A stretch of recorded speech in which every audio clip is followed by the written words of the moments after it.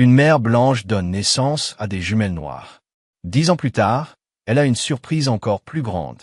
Claire avait toujours cru que la maternité la changerait, mais rien ne l'avait préparée à ce qui s'est passé. Dans cette salle d'accouchement, elle avait 34 ans lorsqu'elle a donné naissance à des jumelles. Son mari, Jason, se tenait à ses côtés, lui tenant la main. À chaque contraction, leur chambre d'enfant était déjà peinte d'un vert pastel doux. Claire avait acheté des grenouillères assorties avec des ours en peluche et des mini-chaussons blancs qu'elle avait imaginé porter à leur fille à la maison. De l'hôpital. Mais lorsque le premier bébé est sorti, le silence est tombé. Et lorsque le deuxième est arrivé, le silence est devenu brutal. 2 magnifiques petites filles noires, douces, à la peau brune, aux cheveux noirs bouclés, 10 petits doigts sur chacune. Claire, épuisée, bouleversée, les regarda et sourit. « Elles sont parfaites », murmura-t-elle, le cœur battant la chamade, mêlé d'admiration et d'adrénaline. Mais Jason ne dit pas un mot. Il fixa simplement la pièce. Puis, lentement, il recula. Du lit, Claire ne comprit pas au début. Elle tendit la main vers lui, confuse, mais il évita sa main. Il quitta la pièce sans parler. Elle ne le reverrait plus.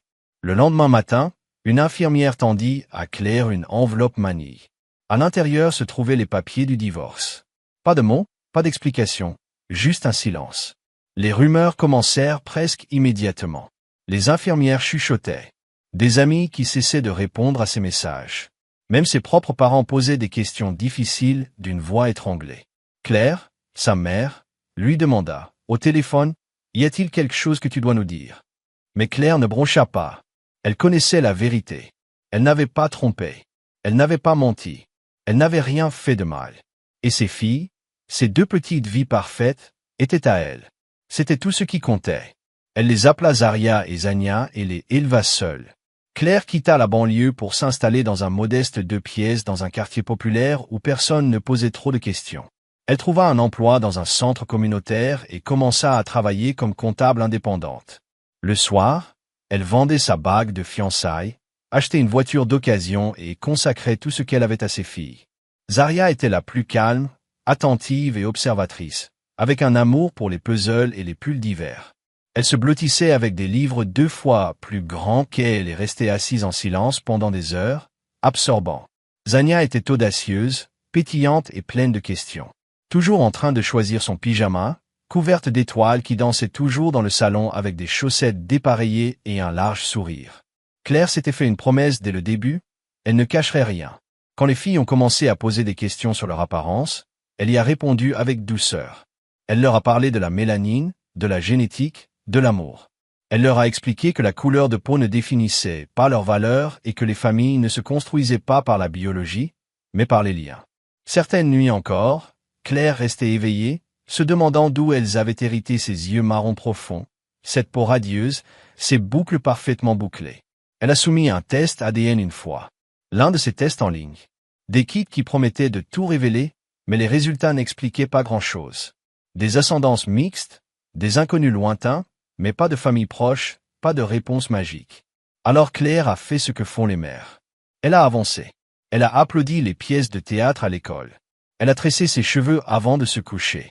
Elle est restée éveillée tard pour coudre des costumes pour la journée du livre. Et chaque année, le jour de l'anniversaire des jumeaux, elle leur a raconté l'histoire du jour de leur naissance et comment ils ont changé sa vie pour toujours. Elle ne s'est jamais remariée, n'a jamais essayé de s'expliquer. Elle n'en avait pas besoin, jusqu'à ce qu'un samedi matin, 10 ans après cette naissance inoubliable, Claire est descendue et a trouvé sa fille assise sur le canapé. Chacune d'elles tenait un nouveau-né dans ses bras. Claire s'est figée, Zaria portait son pull à col roulé crème et tenait le bébé comme si elle l'avait fait 1000 fois. Zaria, dans son pyjama rouge, blanc et bleu à étoiles, souriait au nourrisson sur ses genoux. 2 bébés, tous de nouveau-nés, tous de blancs.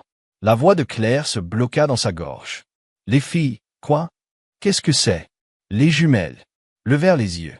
Nous ne savions pas quoi faire d'autre, dit Zaria calmement. Elle nous les a donnés, ajouta Zenia. Elle avait dit que tu saurais quoi faire. Les jambes de Claire cédèrent et elle resta assise, le cœur battant, le souffle court. Qui te les a donnés? Zaria fouilla dans sa poche et lui tendit un morceau de papier plié. Claire le déplia. C'était une lettre écrite d'une écriture tremblante, signée d'un nom qu'elle n'avait pas entendu depuis des années. Et lorsque Claire lut la première ligne, ses yeux se remplirent de larmes, car le passé qu'elle avait enfoui n'en avait pas fini avec elle. Pourtant, les mains de Claire tremblaient en tenant la lettre, ses yeux scrutant chaque mot 2 fois pour s'assurer qu'elle ne l'imaginait pas. Elle était signée Leia, un nom qu'elle n'avait pas prononcé à voix haute depuis des années. Leila, la douce et timide jeune fille métisse que Claire avait recueillie quand les jumelles étaient tout juste nées, elle n'avait que 7 ans lorsqu'elle avait été confiée à Claire pendant 6 petits mois. Mais Claire se souvenait de chaque détail. La façon dont Leia dormait toujours avec la lumière allumée, la façon dont elle demandait doucement à l'appeler Maman Claire quand personne d'autre n'était là. Claire avait voulu l'adopter. Elle avait essayé, mais une date d'audience avait tout changé. Une tante éloignée s'était présentée pour obtenir des droits, et Leia avait été emmenée. Claire avait regardé depuis son porche la petite fille attachée sur la banquette arrière de la voiture d'un inconnu, pleurant silencieusement par la fenêtre. 10 ans plus tard, elle était revenue par une lettre avec 2 nouveau-nés. Zarya et Zania étaient toujours sur le canapé, berçant les bébés avec un calme remarquable. Claire leva les yeux, toujours stupéfaite. « Où l'as-tu vue ?» Elle était devant la bibliothèque. Zarya a dit qu'elle avait l'air effrayée, comme si elle n'avait pas dormi. Elle a dit que nous lui rappelions quelqu'un. Zenia a ajouté. Elle a demandé si tu étais notre mère. Puis elle nous a juste tendu les bébés. Claire s'est couverte la bouche avec sa main, bouleversée. A-t-elle dit autre chose? Elle a pleuré un peu. Zarya a dit doucement. Elle a dit, dis-lui que je suis désolée. Dis-lui que je m'en souviens. Claire s'est abaissée au sol et s'est assise devant eux. Elle a tendu la main et a doucement touché un doigt du bébé. Il s'est enroulé instinctivement autour des siens. Le bébé a bougé, a cligné des yeux une fois, puis s'est rendormi. Plus tard dans la journée, Claire a appelé les services de protection de l'enfance. Elle a tout expliqué, la lettre, l'histoire des filles. Sa voix tremblait, mais ne s'est jamais brisée. Ils ont ouvert un dossier de garde d'urgence. Les jumeaux, Mika et Grace, comme Leia les avait appelés, ont été placés sous la garde temporaire de Claire. Pendant que l'agence essayait de localiser la mère, une assistante sociale est venue à la maison. Elle a été surprise de ne pas trouver de chaos, mais une joie tranquille. Les filles ont aidé à réchauffer les biberons, à changer les couches avec des mains douces et à les emmailloter comme si elles étaient nées. « Tu es une enfant née », a dit l'assistante sociale à Claire. Elle a souri de ses yeux fatigués. « Ce n'est pas ma première fois. » Dans les semaines qui ont suivi, Claire a repris une routine qu'elle pensait avoir oubliée depuis longtemps. Les tétés de minuit. Tôt le matin, berceuse, explosion de couches et régurgitation dans un doux rire gargouillant. Mais il ne s'agissait pas seulement des bébés. Il s'agissait de ce que signifiait la lettre. Leia s'était souvenue que Claire s'inquiétait depuis des années d'avoir laissé tomber cet enfant, d'avoir été trop douce, pas assez bruyante, pas assez puissante légalement pour la protéger. Mais Leia l'avait portée dans ses souvenirs. Lorsque sa vie a atteint son point de rupture, elle n'avait pas couru vers un refuge. Elle est rentrée à la maison. C'était un jeudi matin pluvieux, lorsqu'on a frappé à la porte. Claire rinçait des biberons à l'évier. Lorsqu'elle l'a entendu, elle s'est arrêtée, s'est séché les mains et a ouvert la porte. Elle était là, trempée par la tempête, maigre, fatiguée, mais indéniablement elle. Elle a levé les yeux, sa voix s'est brisée. « Je ne savais pas si tu me détesterais. » Claire n'a pas dit un mot. Elle s'est avancée et l'a entouré de ses bras. Leia a sangloté contre son épaule, comme l'enfant qu'elle était. Elles sont restées là. Pendant des minutes, immobiles sous la pluie, Zarya et Zania observaient l'intérieur depuis le salon. L'un des bébés s'agita. Leia entra, les yeux écarquillés d'émotion.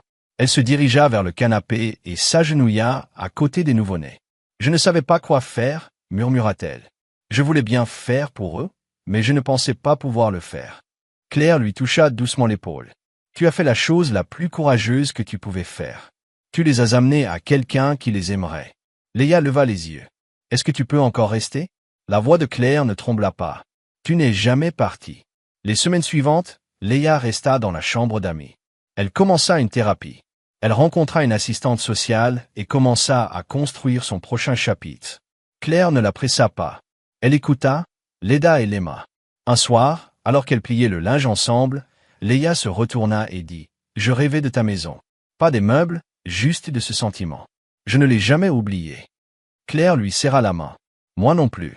Finalement, l'assistante sociale proposa à Claire la tutelle légale des bébés. Leia voulait partager la garde, mais elle demanda si Claire pouvait être leur tutrice principale jusqu'à ce qu'elle trouve ses marques. Claire accepta sans hésitation. Et le jour où les papiers furent signés, Claire regarda autour d'elle dans le petit salon bondé. Ces deux belles filles noires étaient assises côte à côte, lisant des histoires avant de dormir. Léla, maintenant âgée de 17 ans, fit rôter un bébé tout en fredonnant doucement. Claire tenait l'autre bébé contre sa poitrine. Il y a 10 ans, on l'avait traitée de menteuse. Maintenant, c'était elle qui élevait 4 enfants, 2 de naissance, 2 par cœur, et on l'appelait tout autre chose, maman. Et cette fois, personne ne la questionna. Si vous avez aimé cette histoire, n'oubliez pas de la mettre en bleu et de vous abonner pour plus d'histoires émouvantes, dramatiques et inattendues. Et dites-nous dans les commentaires d'où vous nous regardez. Nous adorons avoir de vos nouvelles. À tous, à la prochaine, restez bienveillants, curieux et continuez à regarder.